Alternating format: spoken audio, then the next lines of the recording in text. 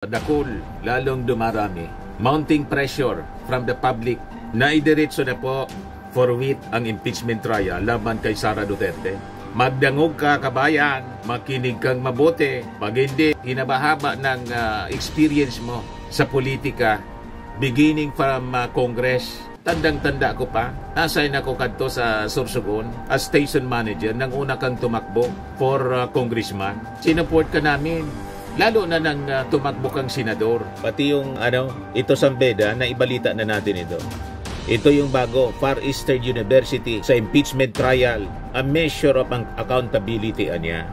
So sabi po dito, the trial is a measure of accountability saad sa payag ng Sambeda College of Law na direktang mensahe ng panawagan sa institusyong pinamumunuan ni Senate President Chis Escudero. Nagpapagang mga balita at pagtalakay sa mga isyu na lipungan. Pulsa, opinyon, banat at paglalantad sa katotohanan. Pulsa, what you see is what you get. You decide. Hello po mga manoy, mga manay. Si Dante Maravillas po, Bicolano vlogger, broadcaster from Albay. Lalong nagdakol ang mga grupo at mga eskwelahan na nangangapunan mga kababayan para isulong ang impeachment trial laban kay Sara Duterte. Kaya sa hiling ko mga kababayan, mga Bicolano at mga Pilipino sa buong mundo, madidipisilan ang liderato ni Chis Escudero sa pagdakul, lalong dumarami. Mounting pressure from the public na idiretso na po forward ang impeachment trial laban kay Sara Duterte. Magdangog ka, kabayan, makinig kang mabuti. Pag hindi, tapos ang politika mo. Tutuldo ka namin ang political career mo, Chis Escudero. Hindi ka namin patatawarin pag hindi mo nahawakang mabuti itong kasong impeachment ni Sara Duterte. Napakasimple man lang ang demand. You just follow the mandate of the Constitution. Kung saan hindi na nga kailangan na mag-demand pa sana kami ang mga mamamayang Filipino. Kasi unang-una, abogado ka, matalino ka, hinabahaba ng experience mo sa politika, beginning from Congress. Tandang-tanda ko pa, nasign ako kadto sa Sorsogon as station manager nang una kang tumakbo for congressman. Sinuport ka namin. Lalo na nang tumakbo kang senador. Nakakadismaya. Lagi ka namin binoboto rito. The last time you ran for senator, binotom ka. Pero pag ginibo mo ining sala at sumama ka doon sa nagsusulong ng impaktong dismissal na impeachment trial, ay talagang ituturing ka naming impakto. Ganoon mga kababayan. Kasi sa impaktong ugali yan. Dahil po palalampason ang maraot na gibo, ang walang masamang gawain itong mga impaktong sumusulong ng de facto dismissal. Ang tawag ko niyan, impaktong dismissal ng mga impaktong senador. Huwag ninyong winawalang hiya yung ating konstitusyon. Huwag ninyong sinasalaula na turingan kayong mga representative of the people, legislator, tagagawa ng batas, pagkatapos kayo mismo yung hindi susunod sa saligang batas mismo. Yan ang nakakalungkot dyan, mga kababayan.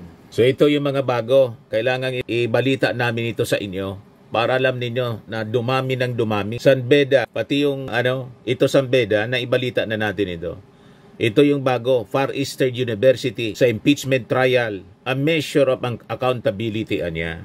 So sabi po dito, the trial is a measure of accountability. The problem with government in the resulting lack of public trust in it has to do with deficits in measures of accountability. Saad sa payag ng Sambeda College of Law na direktang mensahe ng panawagan sa institusyong pinamumunuan ni Senate President Chis Escudero. So sabi po nitong mga kilalang university, the Senate's failure to act decisively constitutes a great disservice to the Filipino people who expect their leaders to uphold the public interest rather than serve a narrow political agenda. Giit naman ng Far Eastern University Board of Trustees. Huwag pang sarili ang iisipin, kabayang Chis Escudero. Ano yung plano mo? Iniisip namin na tuloy na ang plano mo sa 2028 maging katandem ni Sara Duterte. Baka plano mo magkandidato Giraray sa pagka-vice presidente. At vice presidente, natalo ka kasi nung tumakbo kang vice presidente. So gusto mong manalo na bilang vice presidente, That is normal na mag-ambisyon, pero wag naman sana na at the expense ng ating konstitusyon. Di ba? Idiretso ang impeachment trial. Kung si Sara Duterte hindi nagkasala, di i-acquit ninyo. O di tumakbo siya pagka Pangulo, diretso niya yan tumakbo ka rin na Vice Presidente under Sara Duterte kung yan ang plano nindo. Walang problema yan. Pero kailangan dumaan muna sa trial si Sara Duterte para patunayan niya, malinis siya, na pinopolitika lang siya ni Martin Romualdez. Di ba yan ang akusasyon niya? Ng mga congressmen, ng ating Pangulong Bongbong Marcos. Pinopolitika lang siya, na malabo man po. Kung yan ang kanyang narrative, yan ang narrative niya, malabo. Gawa-gawa, imbentong kwento. So sabi dito, bukod sa San Beda at FEU, may parehong apila kay Escudero ang University of the Philippines, Ateneo Human Rights Center, Ateneo School Government, De La Salle University at Benilde School of Diplomacy in Governance. Padami ng padami, mga kababayan. There is a mounting pressure mula sa publiko. Lalo na dito mga kababayan sa mga institusyon, eskwelahan, and mga civic organizations. Ito nga po, galing naman sa Caritas Philippines. Sara Duterte trial must no longer be delayed. The Caritas Philippines urge leaders of the country to act with urgency on the impeachment trial of Vice President Sara Duterte, asserting that justice delayed is justice denied. Ito ang impeachment trial, dapat hindi na ito dinidelay. We call on our leaders to act with the highest sense of urgency. Sabi po ni Caritas Philippines President and Bishop Jose Colin Bagaforo in a statement. Itong Caritas Philippines kasi po, isang NGO ito, run by the Catholic Church. Caritas Foundation yung tumutulong yata. Humanitarian Development and Advocacy Arm ng CBCP, Catholic Bishop Conference of the Philippines, yan Caritas. It works with 85 diocesan social action centers across the Philippines, implementing programs like Alay Kapwa in focusing on social justice, humanitarian aid, and environmental sustainability. Para may background tayo, may background kayo po kung ano itong Caritas Philippines. So sabi po ni Bishop Bagaforo, any move anya toward the impeachment trial must be approached with utmost integrity and respect for the rule of law. He added that the impeachment trial, like any legal or political process, must uphold truth and due process, never driven by partisanship or personal gain. Naalata po ng ating mga mamamayan, pang-personal ang ginagawa po ni Sis Escudero. Tingin niya, pa pinalampas niya si Sara Duterte, tatanggapin na lang ng ating mga mamamayang Filipino. Baliktad po, pag hindi ninyo idinaan sa impeachment trial as mandated by the Constitution, magpi-people power po. Kasama kayo, this will be the first people power. Nang target po, Senado. Hindi Palasyo Malacanang, kundi Senado. Kung walang kasalanan, tingin ninyo, walang kasalanan si Sara Duterte, idaan pa rin sa trial. Then, i-acquit ninyo. Walang problema yan. Matatanggap, sabi ko sa mga previous vlogs natin. Tatanggapin yan ng ating mga mamamayang Filipino, ma-acquit si Sara basta't dumaan sa tamang trial. Pero pag babrasuin po ninyo, hindi ninyo itutuloy, i-dismiss ninyo without the benefit of trial. Ang ibig sabihin kasi niyan, cover up, lalong magdududa yung mga tao na pinagtatakpan mismo si Sara, yung mga pagkakasala niya na nakasulat sa articles of impeachment, ang ibig sabihin, totoo. Kaya kino-cover up ninyo. Hindi kanyo yan mapapatawad ng ating mga mamamayan, Sis Escudero. Tandaan mo yan. Nakikita mo ang mounting pressures galing sa publiko. Organic po itong galit. Ramdam na ramdam natin ang galit ng ating mga mamamayan. Sabi dito, the ultimate goal must always be the concern for the welfare of the Filipino people, especially the poor, the marginalized, and those whose voices are often unheard. Let this be a time for our leaders to show moral courage, for our institutions to stand firm in justice, and for all citizens to demand accountability rooted in compassion and truth. Correct, mga kababayan. The Caritas Philippine President also urged the public to unite and pray that the current situation of the country would eventually lead to genuine peace, good governance, and a more just society. Hindi po pwede ang agenda po ni Bato de la Rosa. mga kababayan, magkakagulo. There will be anarchy in the streets. Yan ang ayaw natin eh. Sino pang susunod sa batas, mga kababayan, kung yung Vice Presidente mismo, na sana'y magbanta, gustong ipapatay yung ating Pangulo, si Lisa Marcos at si Martin Romualdez, at hindi natin pananagutin. So you are normalizing violence, terrorism. So, pwede na pala yung magbanta. Ano pang rason na hindi natin pagbantaan sila din? Tulad ng pagbabanta ni Sara Duterte. Yun, mga kababayan, ang magiging resulta niyan. Ilalagay sa kamay, kanilang mga kamay, ang batas. Mata sa mata, ngipin sa ngipin, mga kababayan, ang mangyayari niyan. There will be collapse of law and order. Kasi yung mismo ng ating mga senador, sila na yung nagbabiolate ng ating saligang batas. Hindi sumusunod sa ating saligang batas. Tama po yung ating mga analysis. Ngayon, yung Ateneo School of Government nagpalabas na rin po ng statement. Ito siya.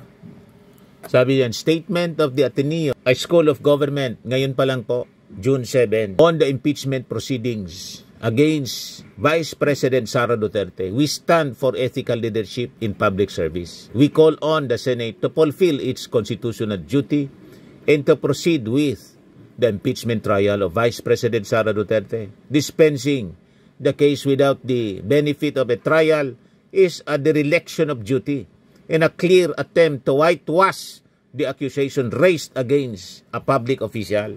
Tama. Gusto nilang whitewashin si Bato de la Rosa. Gustong i-whitewash, mga kababayan, sa pamamagitan ng pagpakalat for signature ng impacto dismissal ng impeachment trial. Grabe po ang itong si Bato de la Rosa. Kaya pag lumabas yung warrant of arrest ng ICC po at i-implement ni General Torre, matutuwa po yung ating mga mamamayang Pilipino. Pag binitbit ito tulad ni Digong, papuntang Dahig, diniliber ng Interpol. Sumubra si Bato de la Rosa. Kasabi po ng Ateneo School of Government, the impeachment process is a sacred duty enshrined in our Constitution. It is the primary mechanism to ensure that our elected officials would remain faithful to their sworn duty to serve the public with dedication, commitment, and most importantly, integrity. We remind our senators that we are public servants and their mandate is based on the people's trust. We pray that they would remain true to what the Senate institution stands for, upholding the Constitution, promoting democratic values, and serving the national interest. Convene the impeachment court now. Yan ang panawagan po ng Ateneo. Ito naman po, galing naman ito, mga kababayan, sa Philippine Political Science Association. Statement of the Board of Trustees on the impeachment trial. The Philippine Political Science Association, PPSA, Board of Trustees calls on the Senate of the Philippines under the leadership of Senate President Francis Joseph Escudero to fulfill its constitutional mandate by immediately commencing the impeachment trial of Vice President Sara Duterte. This long overdue obligation has been delayed, and such inaction raises serious concerns regarding transparency and institutional integrity.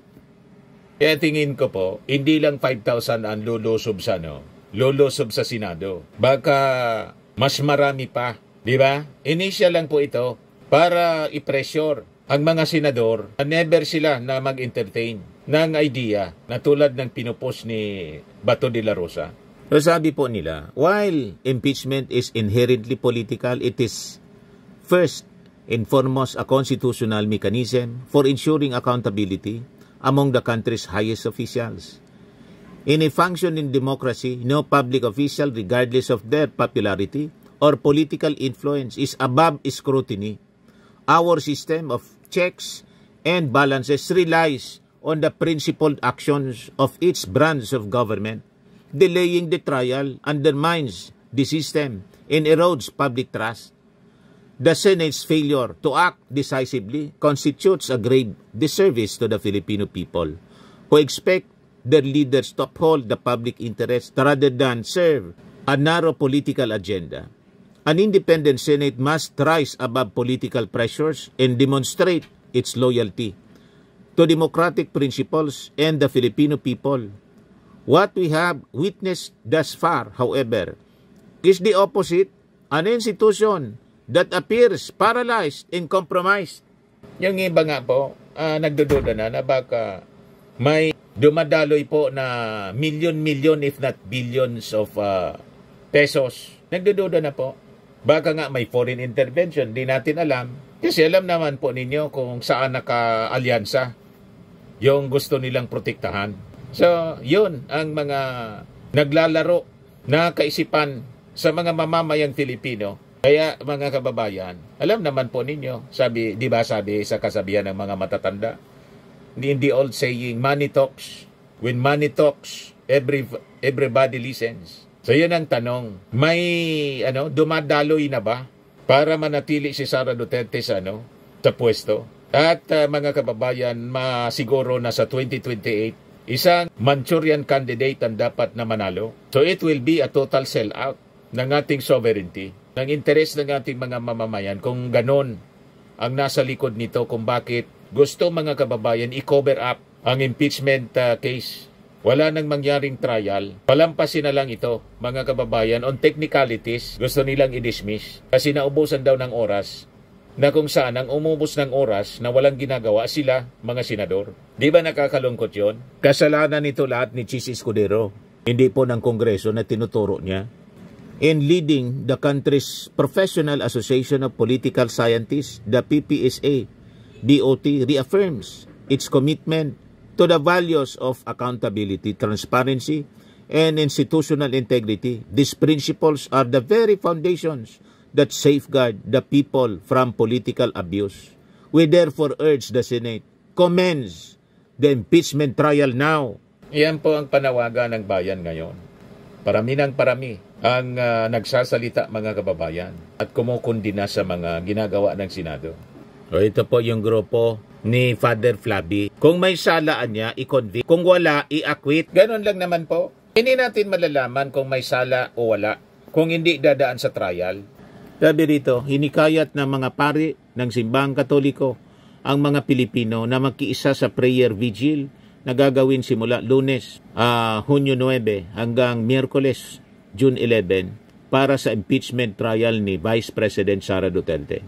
Ayon kay Father Flaby Villanueva SBD, hinimok ang pakikiisa ng publiko dahil sa umano'y lantarang pambabaliwala ng mga senador sa konstitusyon ng Pilipinas sa muling pagpapaliban ng Senado sa paglilitis sa Vice Presidente. Sabi po niya, kaya hindi po natin ito dapat payagan. Jesus tells us, I am the way, the truth, and the life. There could be no way when people start to corrupt what is the truth. And there can be no truth when people start spreading lies. And more importantly, kung ang buhay po ay binabastos at tinutukang, we have to stand. The evidence is very clear. Let it be seen. Let the trial of Sara Duterte begin. Sabi po ni Father Flaby Villanueva. Sabi po niya, isang magandang pagkakataon ang impeachment trial upang mapatunayan ni BP Sara na inosente ito sa high crimes na kinakaharap niya, kabilang na ang betrayal of public trust, culpable violation of the Constitution, graft corruption, bribery, at iba pa. Kaysa rin sa panawagan ng suporta ng publiko, si Tindig Pilipinas Co-Convenor Kiko Aquino D. Sabi niya, lahat po ito ay gaganapin sa GSIS building po natin sa Senado kasi ang panawagan po talaga natin sa Senado, magampanan nila yung tungkulin nila sa ating saligang batas na isagawa na yung impeachment trial laban kay BP Sara. Ginawa na ng taong bayan, ginawa na ng mga mamamayan yung papel natin. Maghain ng complaint, pero yung Senate, yung nagpapatumpik-tumpik. Kaya sabi ni Father Flaby, kung may sala niya, i-convict. Kung wala, i-acquit. Inaanyayan po natin ang lahat ng mga Pilipino. Makiisa, huwag po nating ibaon ang hustisya. Simula na po ang paglilitis at doon natin makikita ang mga ebidensya. Kung meron pong ebidensya, it has to be i-convict. At pag walang ebidensya, ay siya po ay atin pong i-acquit. Hindi yung plano ni Bato, mga kababayan, na hindi ituloy yung trial para makalibre si Sara Duterte. Hindi ganun po. Gusto ninyo ng shortcut. Si Sara mismo yung naghamon na bloodbath. Pagkatapos, iba pala yung plano ninyo. impaktong dismissal pala yung plano ninyo. Huwag kami bato. O ngayon, ginagamit naman ng mga militant, mga makabayan, isinasabit yung ating Pangulong Bongbong Marcos. Kasi niya, parang ang sinusunod ni Chis Escudero, yung ating Pangulo. Mali naman po yon. Yung ating Pangulo, ayaw sana ng impeachment. Kaya lang marunong ang ating Pangulo na irespeto ang desisyon ng Kongreso. Ayaw niyang nangingialam sa trabaho ng Kongreso. Separation of powers. Pati yung kanyang anak na mismong pumirma, nirespeto niya. O ngayon, na-impeach na si Sara ng House of Representatives. Yung Senado, dapat na iproseso. Yan ang napaka-linaw na stand ng ating Pangulo. Ayaw naman po ng ating Pangulo na siya mismo didiinan niya yung Kongreso. Di ba? Yun ang ginagamit na issue ng kampo ng mga Duterte. Nang nasa likod ng impeachment, yung ating Pangulo mismo. Walang ganun po. Ayaw ng ating Pangulo sa impeachment. Kaya lang na-impeach na si Sara, ituloy na lang yung proseso. Nire-respeto ng ating Pangulo yung proseso. Ang ibig sabihin yon, i-trial ninyo. Ito, iparinig ko sa inyo yung sabi ng ating Pangulo. The executive cannot have a hand in the impeachment. Walang role ang executive sa impeachment. Of course, did we discuss it with the Speaker? Did we discuss it with the other congressman? Of course. And tinatanong, anong plano ninyo? Ano ba talagang gusto ninyong gawin? And that's it. Well, nandito na ito. Hindi na namin maiwasan. So sabi ko, andyan na tayo. Sabi ko kay Kong Sandro, sabi ko sa kanya, the process has already begun. So, it's your duty now to support that process. So do your duty. That's what I told you.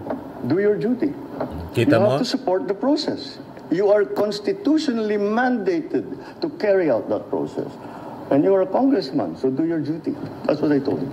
I didn't know you'd be the first to sign it. No.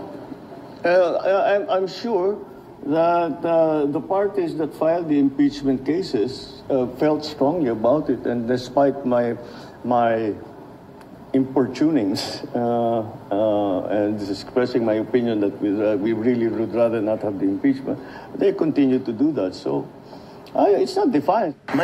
So, naintindihan na ninyo. Ayaw niyang magdikta sa kung anong gagawin ng Kongreso. Nandiyan na yan, in-impeach na ninyo. Kaya sabi ng ating Pangulo, nausap niya ng kanyang anak na yung unang pumirma, do your duty niya. Kung ano nakamandato under the Constitution, yun ang gawin ninyo. Yun dapat ang iniisip ni Chis Escudero. Malinaw ang statement ng ating Pangulo, do your duty, do your mandate. Nandiyan na sa inyo yung impeachment case. Inadmit na sa inyo, tapos inupuan ninyo. Tapos ituturo ninyo si Martin Romualdez, inupuan ng 2 months. Kayo mas malala.